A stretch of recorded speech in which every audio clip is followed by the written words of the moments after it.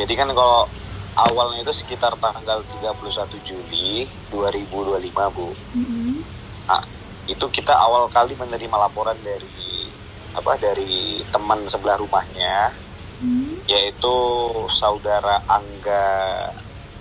Angga siapa, pokoknya kita sebut Angga aja, Bu, namanya. Iya, baik. Iya, jadi saudara Angga sekitar jam 4 sore datang ke kantor kami melaporkan, Pak, sepertinya kami ada penemuan mayat nih, Pak, di kamarnya, di salah satu kamar di rumah Dinas Statistik Kaltim.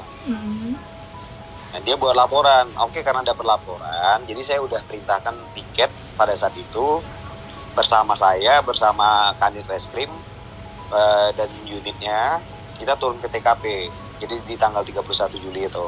Baik. Setelah kita turun di TKP, kita kan udah mulai mencium bau yang nggak sedap nih, Bu, dari depan rumahnya. Kita udah mencium bau yang nggak sedap. Kemudian ya udahlah, kebetulan ada kepala statistik, kita minta izin, Pak, kita masuk ke rumah, kita coba dobrak pintu kamarnya. Jadi ketika kita masuk, kita langsung melakukan pendobrakan di pintu kamar rumahnya.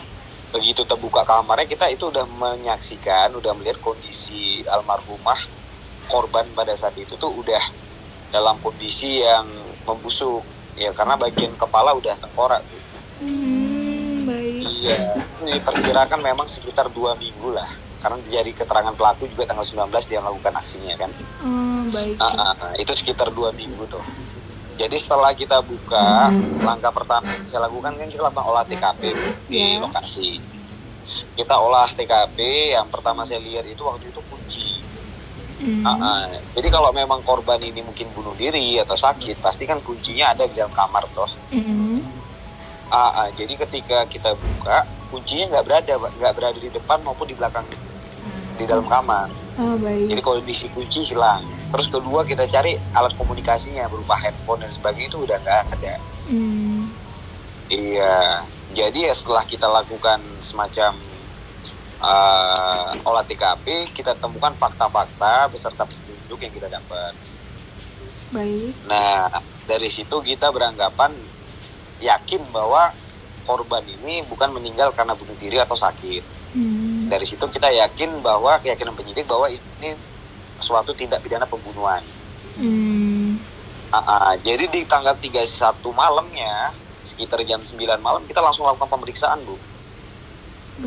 Kita langsung lakukan pemeriksaan khususnya ke seluruh pegawai statistik. Dari kapan terakhir korban terlihat dan sebagainya, itu sudah kita lakukan pemeriksaan.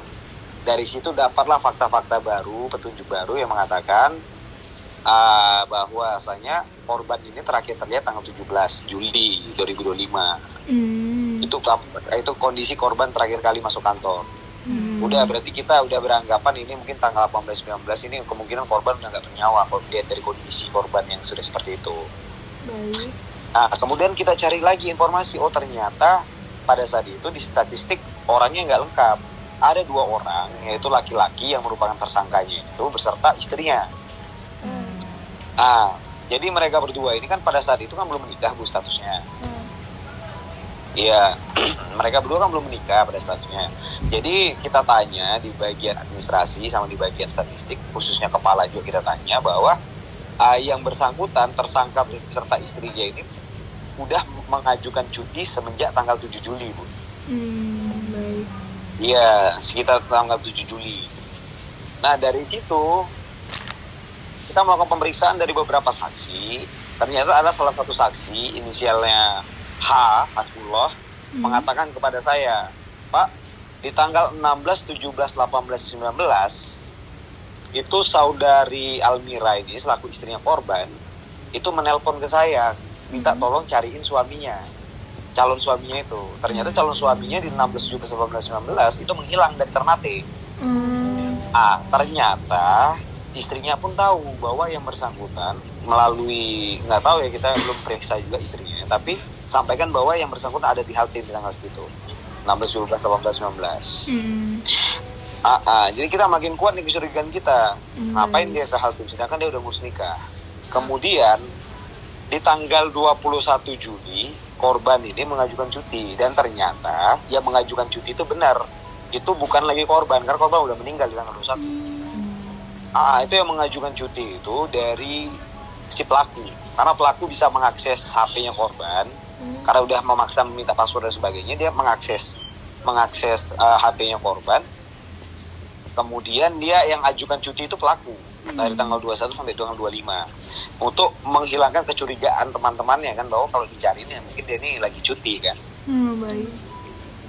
Iya, kemudian di tanggal 26 salah satu karyawan ada yang masih ngechat, masih melalui by WA ngechat ke korban, tanya, "Mbak, gimana kabarnya, sehat?" Masih dibales, ternyata yang balas sudah pelaku tuh.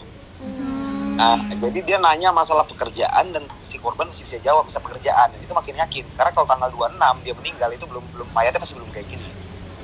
Baik. Nah, karena udah kita beranggapan udah pasti tanggal 19 sudah meninggal nih. Nah, dari situ dia nanya kerjaan dan paham. Nah, udah satu, kita yakin pasti sama pegawai sih. Dari situ, Bu. Nah, kemudian kita lakukan pemanggilan pertama. Waktu itu undangan klarifikasi karena masih tahap penyidikan kan. Kita lakukan undangan klarifikasi untuk pelaku. Yang bersangkutan ini nggak mau hadir sampai tanggal 3. Tanggal 3 dia perjalanan pulang ke Maba. Nah, dari situ kita udah lacak posisinya, keberadaannya. Oh, ternyata di tanggal 3 itu, 3 malam, mau malamnya tanggal 4, itu dia baru di perjalanan, baru sepertiga perjalanan, dia turun dari mobil travel, atau otolintas kalau orang disebutnya. Dia turun di sepertiga perjalanan, dia balik lagi ke Ternate. Dari situ kita yakin, udah, saya siapkan tim saya, kita persiapan jemput dia di Ternate, karena yakin ini. Karena berapa alat bukti dan penunjuk mengatakan dia tersangka. Ya kan, dia calon tersangka. Ya udah, sementara kita perjalanan, ternyata karena dia tahu kita polisi incar dia menyerahkan diri. Dia menyerahkan diri waktu itu ke Polda, Bu, di Direktorat Krimum Polda Maluku Utara. Dia menyerahkan diri dan mengatakan bahwa dia tahu siapa pelakunya. Pada saat itu dia belum jujur. Kemudian kita lakukan pemeriksaan singkat, interogasi singkat di sana. Akhirnya dia mengakui bahwa dia pelakunya. Gitu. Jadi dia mengakui bahwasanya dia melakukan aksinya itu, dalam hal ini pembunuhannya itu sekitar tanggal 19 Juli. Sekitar jam 05.22 waktu Indonesia Timur. Iya. Kemudian setelah melakukan aksi pembunuhan, dia pulang lagi ke Ternate. Dia pulang ke Ternate untuk melangsungkan pernikahan di tanggal 27. Gitu. Gitu Ibu. Sejauh ini yang disebut. Jadi pada saat pembunuhan dia menggunakan bantal ya. Keterangan dia menggunakan bantal. Jadi bantalnya dibekap ke mukanya korban sampai korban nggak bisa bernyawa. Sampai korban. Si pelaku menyerahkan diri ke Polda tadi tanggal berapa? Itu tanggal 4. Tanggal 4. Iya, tanggal 4 malam. Kalau hubungan korban sama tersangka ini sebenarnya gimana sih, Pak? Jadi hubungan korban dengan tersangka ini teman kantor, Bu. Iya, sama pegawai di statistik Haltim kan. Sebelumnya juga kan dari waktu dia menyerahkan diri, sekitar tanggal 5 kita udah jemput dia bawa ke Polsek. Untuk sejauh ini perkembangan kasusnya, kita udah lakukan penangkapan, penahanan terhadap tersangka, dan kemarin sekitar tanggal 8 Agustus ya, sekitar 8 Agustus hari Jumat, sekitar jam 3 sore kita udah lakukan reka ulang adegan pembunuhannya, Bu. Atau rekonstruksinya udah kita laksanakan di tanggal 8. Itulah yang kemarin sempat bagaimana, Bu? Ada rekam jejak hubungan antara korban dan pelaku, Pak? Sejauh ini yang kita dapat dari keterangan pelaku dan bukti yang kita temukan, kalau rekam jejaknya hanya sebatas teman aja, Bu, teman kantor. Jadi kalau kayak hubungan khusus ataupun hubungan gelap itu enggak.